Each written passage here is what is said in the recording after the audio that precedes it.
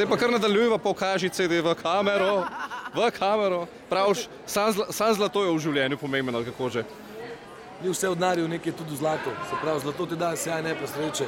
In to je ena lepa misel, katero bi sporočil vsem gledalcem tomu zunaj. In mora najti notranji mir, da se lahko potem veselijo nepomembnih materialnih stvari, ampak o tem malo kasneje, potem, ko se boste preposlušali plato. Drugače pa verjetno si zadovoljen, kam je šel dobrodelen ček? Če bi to vedel, bi potem zaradi mene še manj nalog naredil.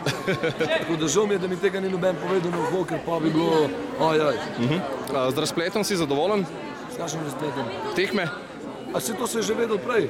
Ja? Da pač, jaz sem zadovoljen že realno gledano, sem se pač, kako bi rekel, vedel se je, kako pa kaj bo, ne?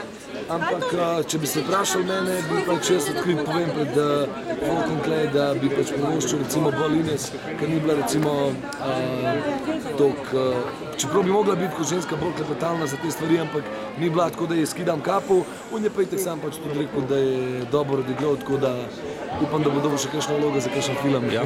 Božič z optimisti letos? 25 v Cvetličarni, kot sem prej tudi povedal, oddaji, se pravi, lahko pridejo, da vidijo, kaj pomeni, ko se ti film odklopi in ko se prepustiš ritmu. Tako da mislim, da bo kar interesantna varianta.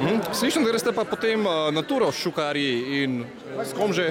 Z Lango? Z Lango in Šukarji in Zlatko in Optimisti. To bi bilo se pravi nekaj, kar bi bilo mogoče dobro zaslišati, kaj šele zavidati in če se bo uspel nam zmeniti, kako pa kakšna vlagana mehna turnejca ne bi nič škodila niti nam, niti ljudem v Sloveniji.